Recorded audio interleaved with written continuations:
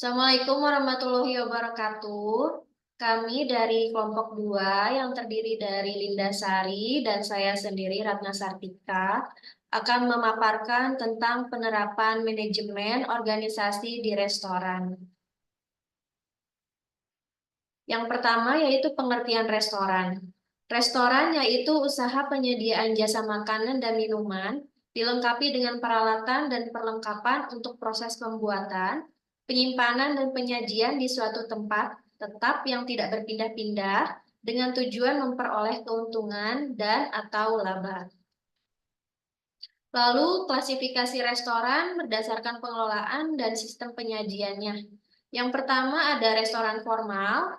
Restoran formal yaitu restoran yang dikelola secara komersial dan profesional dengan pelayanan yang eksklusif. Yang kedua yaitu restoran informal, dikelola secara komersial dan profesional dengan lebih mengutamakan pada kecepatan pelayanan, kepraktisan dan percepatan frekuensi yang silih berganti pada pelanggan. Yang ketiga yaitu restoran spesial yang dikelola secara komersial dan profesional dengan menyediakan makanan khas dari suatu negara tertentu. Lalu struktur organisasi. Struktur organisasi adalah serangkaian hubungan yang terkait antar individu dalam suatu kelompok yang memiliki fungsi dan tanggung jawab serta wewenang. Faktor yang menentukan struktur organisasi di restoran yaitu kebijakan manajemen, ruang lingkup kebijakan operasional, serta tipe restoran. Selanjutnya yaitu manfaat struktur organisasi. Yang pertama adalah menunjukkan citra perusahaan, yang kedua mengetahui kedudukan tiap karyawan, yang ketiga gambaran jenjang karir, keempat penentu penggajian dan upah, kelima memberi informasi tugas dan tanggung jawab tiap divisi, keenam menunjukkan jalur koordinasi antar bagian, tujuh menerima dan meneruskan perintah, kedelapan menunjukkan fungsi-fungsi dalam struktur organisasi. Kemudian untuk struktur organisasi di restoran itu sendiri dibedakan dua jenis menurut sistem manajemennya, yakni pertama restoran yang ada di bawah manajemen seperti hotel, lalu yang kedua restoran dengan manajemen sendiri. Berikut adalah struktur organisasi restoran di bawah manajemen seperti hotel. Restoran termasuk ke dalam divisi hotel, food and beverage yang terdiri dari dua bagian, yakni food and beverage production dan food and beverage service. Di bawah ini adalah struktur organisasi restoran di dalam hotel. Lalu bagian food and beverage department dipimpin oleh F&B manager yang membawahi restoran manager. Di bawah restoran manager terdapat restoran, bar, room service, stewarding, dan banquet. Restoran dikepalai seorang head waiter dan memiliki beberapa waiters. Selanjutnya adalah struktur organisasi restoran yang di bawah manajemen sendiri. Struktur organisasi dengan manajemen sendiri dipimpin langsung oleh pendiri atau pemilik restoran. Pemilik restoran menunjuk seorang restoran manager, dibantu oleh eksekutif asisten manager yang membawahi dua bagian produk dan servis. Pada bagian produk dipimpin oleh seorang chef, sedangkan di bagian servis dipimpin oleh supervisor servis. Lalu tugas dan tanggung jawab personel restoran. Yang pertama adalah bagian food and beverage manager. Tugas dan tanggung jawabnya yaitu pertama, bertanggung jawab mencari keuntungan sesuai dengan situasi dan kondisi keuangan. Yang kedua, menyusun daftar makanan dan minuman yang akan dijual. Tiga, melakukan promosi produk agar mendapatkan respon dari konsumen. Keempat, menciptakan situasi yang profesional kepada staf dan pegawai. Kelima, mengadakan pertemuan dan kepala seksi untuk bekerja sama dengan efektif, efisien, koordinasi, dan kerjasama yang baik. Lalu menjaga kualitas dan kesesuaian antar harga, kualitas makanan dan minuman, serta menjamin porsi makanan yang disajikan. Lalu yang kedua, tugas restoran manager. Yang pertama, bertanggung jawab atas operasional seluruh karyawan. Kedua, mengontrol seluruh karyawan, pekerjaannya, dan presensi. Ketiga, mengorganisasikan restoran. Keempat, membuat dokumen administrasi kegiatan restoran. Kelima, menyelenggarakan training course. Keenam, mengatur persiapan tempat dan banket. Ketujuh, membuat jadwal kerja dan jadwal libur karyawan atau staff. Untuk selanjutnya akan dibawakan oleh rekan saya, Mbak Linda. Ya, baik. Terima kasih, Kak Ratna. Selanjutnya ada head waiter, yaitu yang pertama, bertanggung jawab pada kelancaran pelayanan dan kepuasan pelanggan. Yang kedua, membimbing training. Yang ketiga, mengatur staf di restoran. Yang keempat, bertanggung jawab terhadap pelaksanaan menu and place. Yang kelima itu membantu reception head waiter selama servis berlangsung. Yang keenam, mengambil order atau pesanan. Yang ketujuh, menggantikan tugas restoran, manajer, dan resepsionis headquarters apabila berhalangan hadir. Ya, dan yang kedelapan yaitu mengawasi jalannya inventorisasi alat-alat harian. Nah, selanjutnya yaitu ada pramusaji waiters. Ya, yang pertama itu ada pre-operation ya atau kegiatan sebelum restoran dibuka. Nah, yang pertama itu menyiapkan pelengkapan service equipment di set station sebelum pelayanan atau pada saat free service. Nah, yang kedua menyiapkan table setup atau menata meja pada saat free service ataupun pada saat penggantian tamu saat service. Nah, yang ketiga membersihkan peralatan restoran seperti glassware, Sinawar dan Silver dan Cruz. Yang keempat, menyiapkan daftar menu makanan dan minuman. Yang kelima, menyiapkan buku order untuk pesanan. Yang keenam, menukar lenan kotor ke lenan room. Yang ketujuh, mengambil barang-barang keperluan pelayanan di gudang. Dan yang kedelapan, bertanggung jawab terhadap kebersihan dan kerapian area kerja. Jadi next. Selanjutnya, yang kedua yaitu during service atau selama pelayanan. Nah, yang pertama itu melakukan greeting atau menyambut dan mengantar tamu ke tempat duduk. Yang kedua, membantu head waiters, mempersilakan tamu duduk dan membantu membuka napkin. Yang ketiga, menghidangkan air es dan bread rolls. Yang keempat, taking order dan dibawa ke cashier untuk mendapatkan persetujuan. Yang kelima, menyesuaikan table setup sesuai dengan pesanan menu dari host. Yang keenam, menghidangkan makanan sesuai dengan giliran makan. Yang ketujuh, melakukan plumbing down.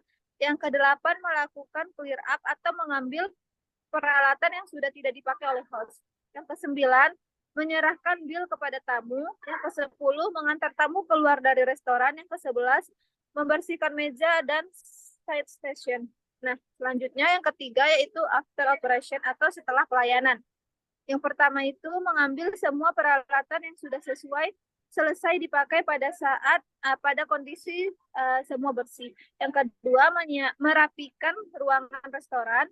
Yang ketiga, menyimpan dengan rapi kartu menu. Dan yang terakhir itu menyimpan food, saus, dan rapi dalam set station.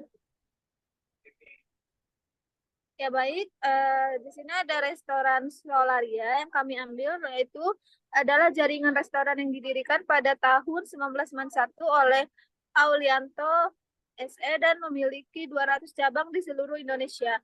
Solaria menyediakan makanan rumahan seperti nasi goreng, bakso, mie, dan lain-lainnya. Nah, Solaria termasuk ke dalam klarifikasi restoran informal karena pelayanannya mengutamakan kecepatan, kepraktisan dan percepatan frekuensi yang silih berganti pada pelanggan. Nah, restoran ini memiliki struktur manajemen sendiri yang terdiri dari owner, manajemen restoran, hingga koki dan pelayan. Struktur selanjutnya ada struktur organisasi restoran Solaria atau cabang ke Bandung. Nah, struktur organisasi dengan manajemen sendiri dipimpin langsung oleh pemilik restoran. Pemilik restoran termasuk seorang restoran manajer dibantu oleh asisten restoran manajer yang dibawahi dua bagian produk dan servis. Pada bagian produk dipimpin oleh seorang chef yang membawahi para cook helps, sedangkan di bagian servis dipimpin oleh supervisor yang membawahi para waiters.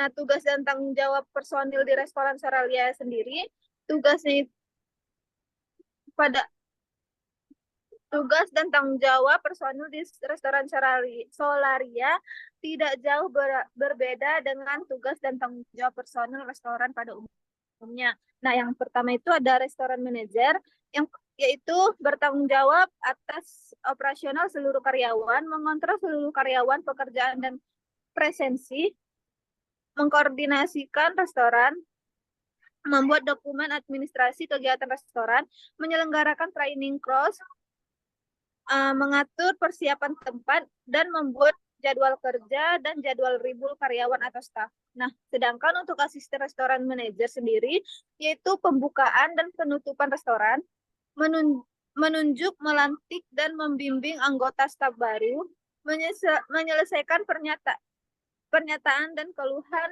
pelanggan secara operasional, melaksanakan kegiatan penggajian secara akurat dan tepat waktu, memastikan bahwa restoran memenuhi peraturan kesehatan dan kesehatan yang relevan, membeli bahan-bahan, peralatan dapur, dan perlengkapan baru karena stok rusak ataupun habis. Nah, yang terakhir mencatat semua pendapatan dan pengeluaran dan memastikan mesin kasir seimbang.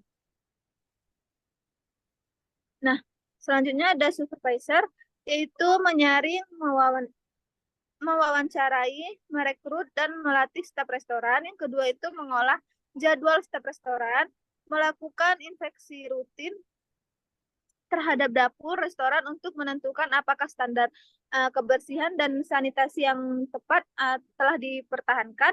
Ya, selanjutnya mengawasi persiapan, penyajian, dan penyimpanan makanan untuk memastikan kepatuhan terhadap peraturan kesehatan dan keselamatan makanan.